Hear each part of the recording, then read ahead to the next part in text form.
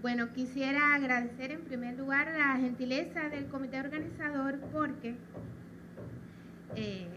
habíamos elaborado un trabajo que tenía como pretexto fundamental, pues, recordar contenidos sobre la historia constitucional cubana en un año que tiene una particular motivación para todos los cubanos. El año de la convocatoria de elecciones parciales y generales, que está ahora en pleno apogeo, y porque además el año próximo, desde el punto de vista emocional, nosotros vamos a asistir por primera vez a unas elecciones generales en que, de acuerdo al anuncio público hecho por nuestro presidente de los consejos de Estado y de Ministros, tomará la dirección del país otra generación. Y por tanto era algo que nos motivaba mucho. En este año además se ha trabajado muy intensamente y quisimos traerlo a la jornada desarrollada. Lo que no contábamos era que justamente por la gentileza del comité organizador, pues ese pequeño trabajo estuviera dándole apertura a nuestra jornada científica. Antes también quería hacer alusión a que los contenidos del derecho constitucional, que son básicos en un país, no son asuntos ni improvisados ni por campañas, y nuestro presidente de los consejos de Estado y de Ministros ha explicado en detalle cómo a través del momento, en la forma, nosotros vamos a abocarnos al proceso de reforma constitucional. Prácticamente es un proceso que está iniciado ya, sin apresuramiento, como él dice, sin prisa, pero sin pausa, por la importancia dada que una constitución es el testamento que una generación deja a sus descendientes. Y por los temas que toca, no es un asunto al que usted puede revisitar continuamente ni estar modificando, porque la Carta Magna tiene que tener suficientemente estabilidad. ¿Qué consideramos necesario? Vamos a tocar rápidamente hitos de nuestra historia constitucional. En primera, Cuba tiene una historia constitucional autóctona. Nosotros los cubanos lo demostramos cuando en nuestras guerras de independencia de la metrópoli española, prácticamente sin recursos, solos, los pensadores más brillantes cubanos generaron contenidos constitucionales y tenemos nuestras magníficas constituciones mambisas, ejemplo para esa historia. No nos podemos olvidar que España en ese momento era una metrópoli poderosísima, de las que realmente tenían hegemonía en el mundo, y fuimos capaces de enfrentarnos a ellos en el plano militar, pero también de generar pensamiento político, pensamiento de diseño a cómo consideraban los cubanos en ese momento que debía diseñarse nuestras estructuras de poder. Pero siempre, en toda esa generación existió la vocación profunda de la independencia y la libertad, como un pensamiento permanente. Tenemos que recordar a Martí, con toda la justicia conquistada y con que su pensamiento raigal de que yo quiero que la ley primera de la República sea el culto de los cubanos a la dignidad plena del hombre. Prácticamente ganada la guerra, se produce la intervención norteamericana. De toda esa etapa realmente bastante fuerte, confusa y de consecuencia para nuestra independencia y para la creación de nuestra república, yo quisiera solamente apuntar a algunas ideas para recordar lo que fue con el nacimiento de la república cercenada por la intervención norteamericana, lo que fue la enmienda Platt. Cuando se convoca y con 31 constituyentistas se hace la asamblea constituyente, tuvieron dos encargos: redactar la constitución y escribir cómo serían las relaciones entre Cuba y Estados Unidos. Dentro de esos constituyentistas había generales de la Guerra de Independencia, políticos importantes, pensadores ilustres de nuestro país, Manuel de Quesada, Julio Sanguilí, Juan Gualberto Gómez, Enrique Villuendas, y redactaron las bases de lo que iba a ser la Constitución. ¿Qué ocurrió? Los norteamericanos citaron prácticamente a 5 de los compañeros que estaban encargados de redactar esas bases y como que ya les enseñaron el borrador de lo que vendría a ser después la enmienda Platt, donde estaba incluido que Estados Unidos se reservaba el derecho a la intervención y a regir los destinos de Cuba. Eso tuvo una reacción en la Convención Constituyente, de plano. Estados Unidos, ¿qué hizo? Esa enmienda escrita que se colgó como una percha, como es habitual en ellos, en la ley del presupuesto de guerra norteamericano, del ejército norteamericano, la sancionaron como ley. El presidente McKinley la firmó como una ley. A partir de ese momento, muy poco le quedó a los constituyentistas cubanos para rechazar esa enmienda, porque o era eso o no había república, porque permanecería la ocupación norteamericana en Cuba. De eso los cubanos no nos podemos olvidar. A nuestros niños hay que explicárselo, hay que buscar en los textos para enseñárselo, no como un contenido que uno repita, sino enseñárselo con sentimiento. Salvador Cisneros decía, si los demócratas ganan el poder, no nos darán la república. Si triunfan los republicanos, tampoco. Había un convencimiento de que ellos nunca iban a permitirnos ser independientes. Eso a nuestros niños, a nuestros hijos tenemos que enseñárselo y explicárselos de una manera que les movamos el sentimiento patrio para que no se olviden de dónde nosotros venimos y a dónde estamos en este momento. El otro hito importante es la Constitución de 1940. Sobre eso, ¿qué quería apuntar? En estas últimas modas donde se revisita la década del 50 y nos las pintan como algo dorado, como una etapa en la que Cuba tuvo un crecimiento en todos los órdenes y hubo ejemplos magníficos de desarrollo, esa Constitución que se redactó por una comisión, por supuesto, constituyente de 77 miembros aproximadamente, se redactó y se presentó, pero no tuvo discusión con el pueblo. No tuvo consulta popular. La redactaron. En esos constituyentistas había 6 miembros del Partido Socialista Popular. Pero no hubo una discusión popular. Posteriormente al triunfo de la revolución se aprueba la ley fundamental, se ajusta lo correspondiente a la Constitución del 40 a la realidad y se inicia un periodo que los historiadores han llamado etapa de provisionalidad. ¿Qué nosotros tenemos que entender de esta etapa? Y no olvidarnos nunca. Cuba estaba en una situación de sobrevivir. No podemos olvidarnos de las agresiones norteamericanas, del bloqueo decretado contra nuestro país, de que nos quedamos solos porque en nuestra región todo el mundo rompió relaciones con Cuba.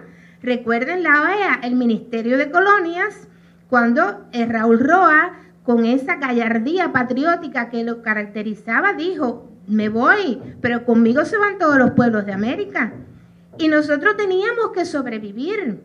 Había muy poco tiempo, a pesar de toda la brillantez de pensamiento de nuestros revolucionarios.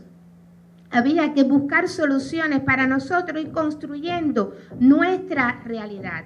Pero había ejemplos muy gloriosos de la práctica constitucional. Las declaraciones de La Habana, donde todo el pueblo reunido en la que antes se denominaba Plaza Cívica, hoy Plaza de la Revolución, abrumadoramente apoyó a nuestro comandante en jefe en consultas populares realizadas. Es un ejemplo de práctica constitucional. No podemos olvidarlo, no podemos negarlo. La aprobación subsiguiente de un grupo importante de leyes que resolvieron lo que estaba contenido en el programa del Moncada, que hoy de una manera magnífica nuestros niños nos recrearon. Eran leyes que tenían un rango constitucional. Pero no podíamos, en eso el pensamiento creador de Fidel, no estábamos todavía en condiciones de crear nuestros órganos autóctonos de poder, que no fuera a reproducir las ya superadas cámaras de representantes, senados y congresos al estilo de lo que estaba hasta ese momento conocido en nuestro país. Hay que recordar también y estudiar cómo fue el proceso de la creación del poder popular, la participación de juristas y de pensadores importantes. No podemos dejar de mencionar a Blas Roca Calderillo, y cómo hubo una experiencia importante en la provincia de Matanzas.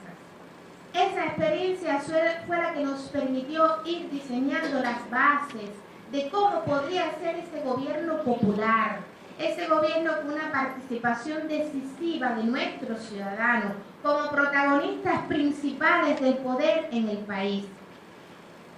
Esa experiencia luego es la que se incluye definitivamente en la Carta Magna, porque además, paralelamente, como parte del proceso constitucional, se creó una comisión mixta encargada de preparar ese anteproyecto de Carta Magna, que además se sometió a consulta popular. En esa consulta participaron 6.200.000 y tantos cubanos, que además propusieron modificaciones, adiciones, solicitud de aclaraciones, justamente como una demostración de nuestra democracia participativa y de cómo tener en cuenta los criterios de nuestros ciudadanos.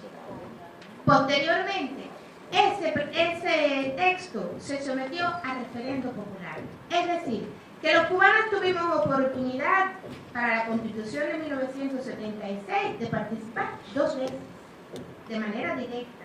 Una cuando se le consultó el texto y todo el mundo dio su criterio en asambleas populares, en los CDR, en la CTC, en la ANAP, en la Federación de Mujeres Cubanas. Todas las organizaciones de masas tuvieron la oportunidad de discutir y las personas de propia voluntad expresar sus consideraciones, sus preocupaciones, sus criterios sobre ello. Y ya después en el proceso de votación, donde naturalmente hubo una abrumadora mayoría del pueblo que votó a favor de la aprobación de nuestra Constitución. Esa Constitución de 1976 tuvo 3 modificaciones. Una muy sencilla, que era para el cambio del nombre de la Isla de Pinos por Isla de la Juventud.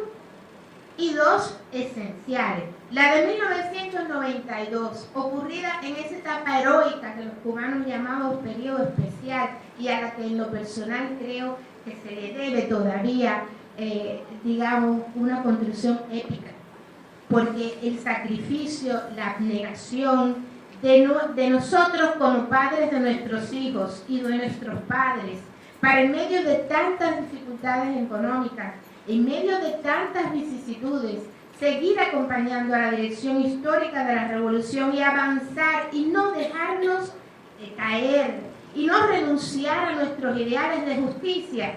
Eso también hay que enseñárselo a los jóvenes. Eso nosotros tenemos que transmitírselo de una manera sentida, con emoción, no por repetir y repetir, porque así nadie se apropia de los sentimientos. Y es verdad que fue una etapa heroica.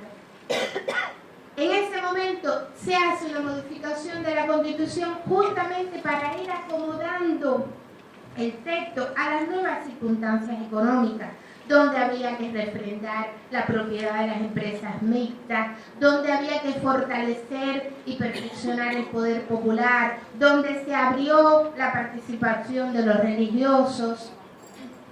Y además hubo cambios importantes con la elección directa de los diputados y de delegados a la Asamblea Provincial, a las asambleas del Poder Popular, porque hasta ese momento los elegían las asambleas municipales del Poder Popular, pero además se crearon los consejos populares con esa visión histórica del comandante en jefe, porque era justamente el eslabón que permitía engarzar a ese delegado de base con la asamblea del Poder Popular. No había nada intermedio que le permitiera a nivel de territorio, en una concreción, digamos, más pequeña, poder hacer el ejercicio del poder. Ya en el año 2002 tenemos que recordar al comandante en jefe, aquí en esa locución histórica a Bush, que decía: Ave César, los que vamos a morir, te saludamos, lamento no poderle ver la cara porque usted va a estar en su búnker, pero yo voy a estar al frente de mi pueblo.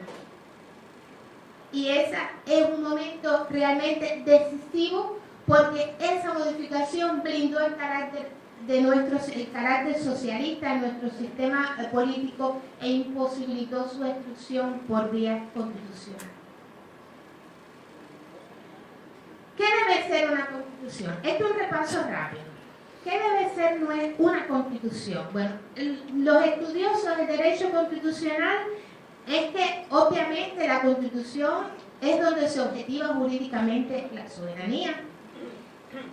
La Constitución, hablábamos que era el programa de acción, de valores, de ideales, es el legado que deja una generación a sus hijos, es donde se plasman los intereses y objetivos nacionales, donde se hace la definición de poder, se ponen los límites del ejercicio del poder y naturalmente es una pauta que refleja todo el entramado legal que está por debajo de la Constitución y confirma su supremacía como ley principal de un país.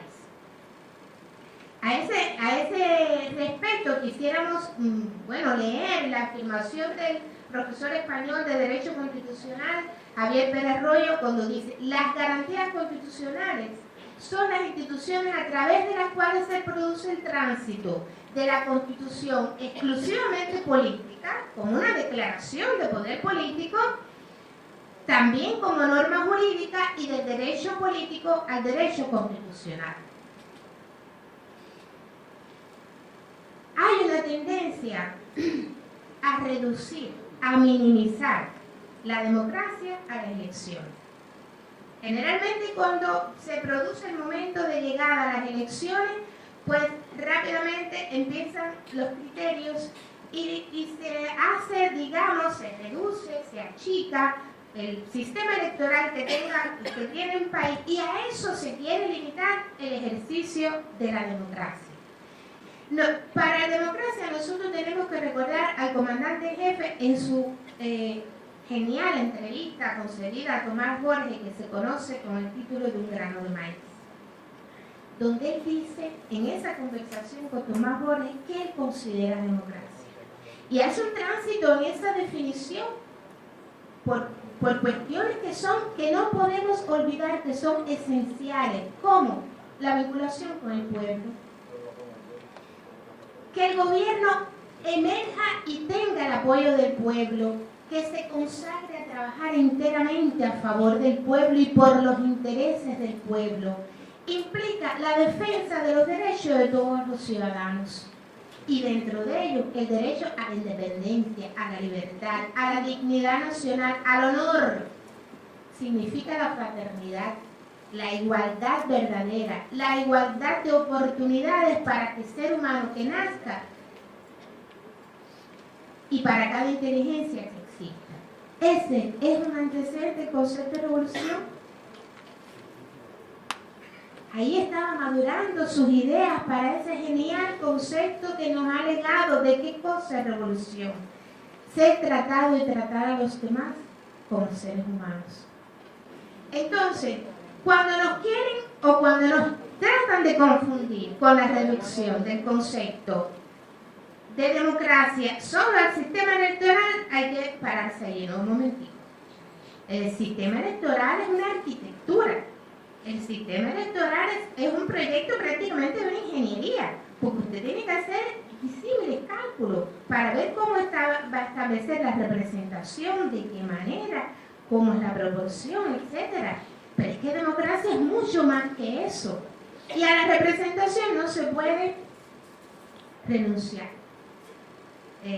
Es un mecanismo, digamos, de participación que en las actuales circunstancias está prácticamente validado y no podemos retornar a las prácticas antiguas de Roma y Grecia de lo que conocemos históricamente como democracia directa. Pero bueno, la sociedad está muy desarrollada. Estamos en la era de la Internet de las cosas, estamos en la era de la información. Pues habría que ver si la democracia directa, cómo se ejerce en una sociedad moderna. Si los jóvenes nos enseñan que el tránsito del mundo analógico al digital es solamente con una pantalla táctil o con un clic de usted en una máquina, ¿podríamos o no hacer una forma de participación directa con la utilización de las técnicas de la sociedad de la información? Habría que ver. Habría que ver, digamos, el tema de los municipios. ¿Dónde participar? ¿Cómo participar? ¿Para qué? ¿Cómo podemos estimular cada vez más el marco de la participación? Y Martí ya hablaba con mucha vehemencia y profundidad del tema del municipio. De nuestro sistema electoral, aquí de manera general, nosotros traíamos información de la doctrina relacionada con las definiciones que se entienden del sistema electoral, de los requisitos que debe tener el sufragio. Hoy nadie puede negar que es un derecho de carácter político, que tiene que haber igualdad, que tiene que ser la voluntad personal, hay que preservarla, que tiene que ser secreta, que es universal, que se ejerce preferentemente de manera directa, y por supuesto mediante el voto. La fase de las elecciones, estas es las que se aceptan en la doctrina. Nosotros las cumplimos. ¿Qué no cumplimos de aquí? Bueno, lo de las campañas políticas. No lo cumplimos porque no tiene que ver con nuestro sistema. No lo cumplimos porque nosotros potenciamos el mérito individual y la capacidad de aquel que debemos elegir como nuestro representante. No la cumplimos porque no son promesas. Nosotros tenemos un sistema político, un sistema social, con importantes conquistas y con todo un diseño de Estado para su cumplimiento. No se trata tampoco de que los candidatos o los nominados pues entonces hagan campañas políticas para promover ¿qué? Si nosotros somos un pueblo de trabajadores.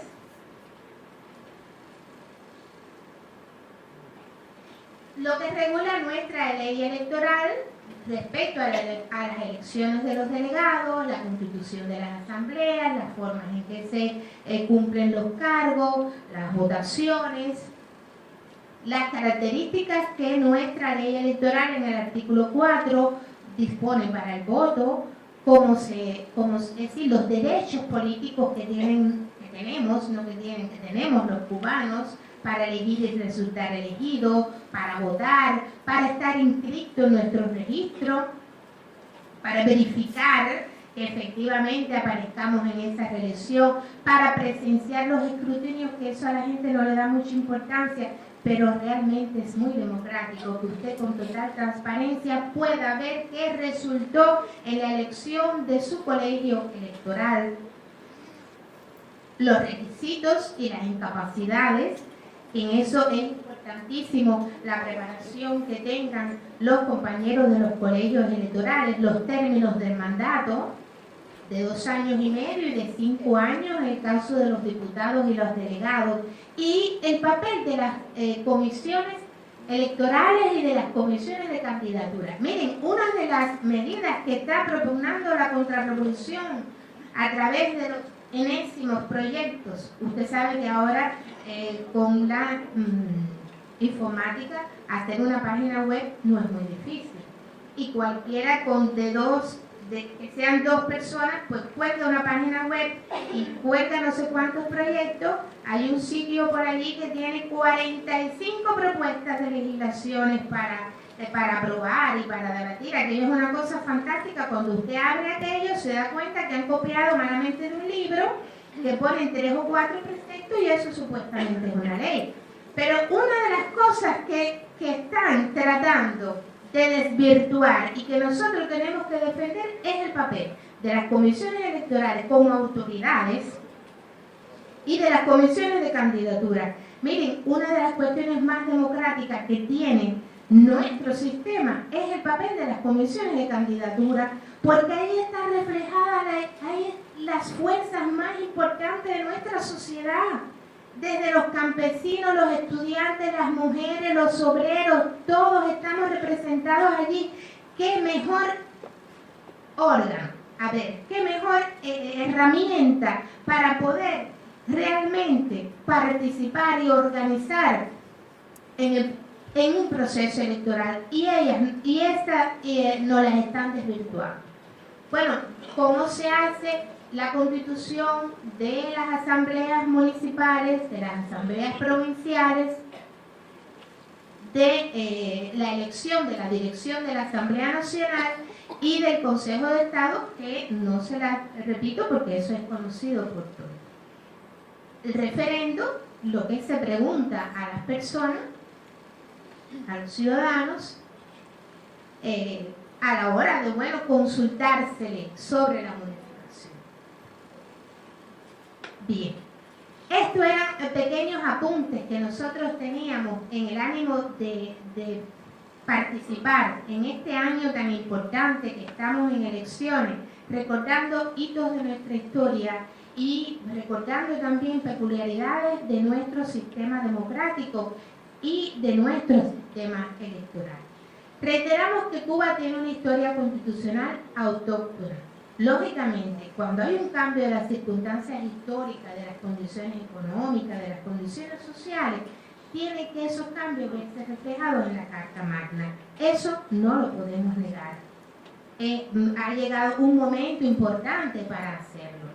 Ese proceso de reforma nosotros no debemos tener ninguna duda, absolutamente ninguna duda, que tendrá una amplísima participación popular, como es costumbre, como siempre ha sido, como es el sello de nuestra democracia socialista.